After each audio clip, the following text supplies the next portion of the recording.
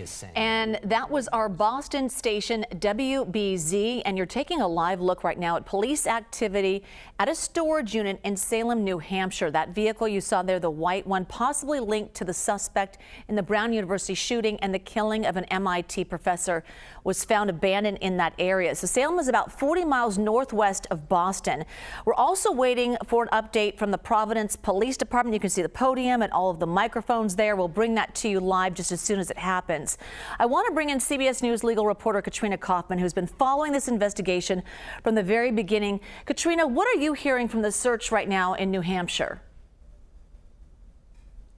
Julia, I mean, we know that this had been a multi-state search, that authorities had been following leads in Rhode Island, Massachusetts, and New Hampshire. Now they have that storage facility surrounded. We have some audio from the Massachusetts State Police that clues us in a little bit to how this search progressed. Let's take a listen. Stations, you do all cruisers and stations. Stand by for an update on a bolo out of Norfolk detectives. Station, you do all cruisers and stations. Please cancel the earlier bolo for the Great Nissan Sentra. That's to be wanted in connection with a homicide in Brookline on 12/26/25. Vehicle has been located in Salem, New Hampshire.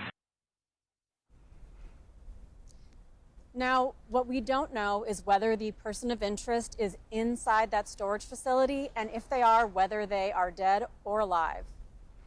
Yeah, that explains the law enforcement there, and obviously just the slow process, just making sure that things are safe in the area as well. Can we also talk about the vehicle involved, because they're connecting that possibly to two of the cases at Brown University and at the site of the MIT professor. Can you kind of talk about what information they have there? That's right. So authorities believe that the rented vehicle that this person of interest was driving is the same make and the same model as a car that was seen in the vicinity of the MIT professor who was killed just 2 days after that shooting at Brown University here in Providence. So they have been exploring a link between those two cases. They believe that that car may be tying them together. And we are waiting for a news conference. We're keeping our eye on the podium there with the microphones, Katrina. Also want to follow up on just information that may have gone from the public. People saw the video. They saw the close-ups of this person of interest. Do you think that maybe investigators got some tips that they're going on as well? I can't imagine that they didn't have someone at least let them know that they recognize this person of interest. Yeah, we absolutely know that they got tips. They've been very clear about that at these press conferences. The other day, they said that they had at least 200 actionable tips. I don't even know what that number is today. They've really called upon the public to help out so much with this search. They went door to door in neighborhoods by Brown University because, as we've spoken about, the building where the shooting took place was on the edge of the campus in a neighborhood. So they were getting ring footage, security camera footage. They had put out a map yesterday asking for people to check video that might have come from home and car security systems to look for even the smallest movement that may have been this person of interest they were pursuing. They also had put out a photograph of another person who they said was in the vicinity of the person of interest. They said that they needed to talk to that person. They thought that it might help them track them down. So the public has been very integral to this search. As we were listening to our team from Boston and their live coverage, one of the reporters made this interesting comment that people are still waiting for some finality to an arrest or something before they can even grieve over what had happened. And I'm curious if you're getting a sense of that too in the neighborhood that you're at. Yes, I mean, I spent the morning talking to students in the Brown University area, and there's just such a feeling of sorrow and somberness around there, and just fear that this person had not been captured yet. It is surreal to them that something like this could have happened at Brown University, could have happened in the city, and they want this to come to a close. They want the shooter to be captured. I've spoke with a number of students who were freshmen who left immediately. You know, this is their first year of school, and then they have this experience where either they or their friends were in that building where the shooting took place. Two of the kids that I talked to last night were actually in this computer lab that was right next to where that lecture hall was. And they heard these sounds, which at first they told me they didn't believe could be gunshots, but they ultimately realized that they were actually hearing that shooting happen. So all of them are hoping that this will come to a close as soon as possible, and that this will all be put to bed before they come back to school next semester, that they all can have some time to process this and grieve. Students that I spoke with expressed that they still feel like they're in shock and trying to understand what's even happened here. Absolutely. It's just paralyzing. All right, Katrina Kaufman. Katrina, thank you so much. All right, joining us now is Mary Ellen O'Toole, a retired FBI special agent and profiler. So, Mary Ellen, thank you so much. I want to get your insight. If you were an investigator on this case, what would you be looking for? What would you be trying to identify as possible connections between the two? Your thoughts? Yeah, it's a great question. So I would be looking at the crime scenes themselves, and in an effort to really look for the commonalities and the differences. So, for example, the shooting at Brown University, the victims did not appear to be specifically targeted. In other words, walking into a room that was full of students, just started to shoot. So they are what we refer to as victims of opportunity. Then you juxtapose that with a professor who is low risk by his lifestyle, and he's in his own home, so he's in a low risk environment, and yet he is targeted. So it is a challenge to see what those, if it is the same offender, to see what are the shared motivations. But I will say this again, if it is connected, in other words, if the same offender committed both of those crimes, it is not likely that this offender sat down at their kitchen table and said, I've got this professor who I don't like for whatever reason. I've got Brown University and students who I don't like, and I have to take action against them. I think I'll just do it on the same day and save a little time.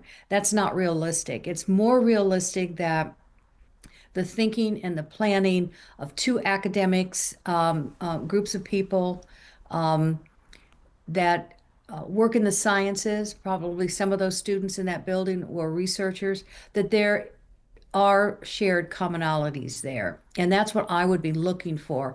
What are, albeit remote, but what are those shared commonalities that cause this offender, if he did commit both crimes, to decide this victim is the one I want to go after, the lone professor, as well as multiple students in a class at Brown University. And to me, that's one of the first things that a FBI profiler will be doing. Sure. To the common public, just so hard to even fathom someone thinking like that. But you've been involved in intense investigations like this one, so I kind of want to zero in on what is happening right now at the scene. Providence police are going to be giving an update soon, but they have a shed that they're looking at right now. They have a rental car that they're also looking at. So what is happening on the ground right now as police carry out this search in New Hampshire? Well, they have to be careful and aware of a variety of things. Number one, you have a team that will be going inside that shed and hopefully being able to locate the individual and take them into custody safely, and or identify if he's killed himself. Then they will have to be able to bring in the evidence response team to process that scene. So you've got a group that are planning that. Then you have a group of people that are processing the vehicle. There may be other things there also within that area that they have to be aware of, and they're processing that as well. So all of those things are happening really at the same time.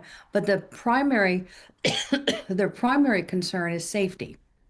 Yeah, absolutely. Because they really don't know if there are other people involved, or does he have other weapons? Could there be explosives? So that has to be approached in a very methodical and in a very safe way. Yeah, absolutely. You know, as we're talking with you, we're looking at video, aerial pictures of the storage facility, and officers are outside, and so you can see that they're taking their time. There's obviously not a rush to get inside for safety reasons as well. I'm curious your thoughts as a profiler. We've seen the video of this person of interest. We've seen close-ups. We've seen what he's wearing. We see a particular gait, how he walks. If you were to look at a personality trait, he didn't look like he was in a rush by any means, didn't look like he was in a frantic situation by any means. What did you glean from the video that we all have seen?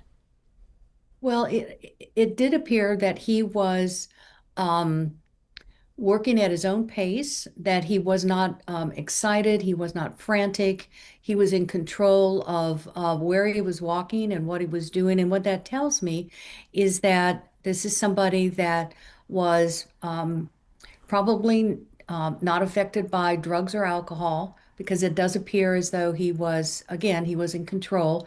It's someone that has thought about what he was going to do for some time. And it really is very interesting when you analyze a case, even though you know what the outcome is, many of these offenders are very comfortable with what they're about to do. They're not frantic. He does not appear angry. He does not appear to be throwing a fit or pounding his fists or stomping down the street. So there's almost an absence of emotion there, which tells me that he's really in control. And again, I think sometimes the general public has an idea that if you're about to commit murder, you probably are in a highly agitated state. And that's not necessarily true at all. And that includes the absence of anger. So whatever emotions that he felt before he decided on what he was going to do that day, he's worked towards his decisions to act out in a calculated and well planned out way. And that's what I saw as I watched what he was doing. Mary Ellen O'Toole, thank you so much for your insight. We'll certainly circle back with you, and we are awaiting a news conference right now. Soon, the Providence Police Department is expected to provide an update on the manhunt for the Brown University suspect. We'll bring that to you live once that gets underway. We'll be right back.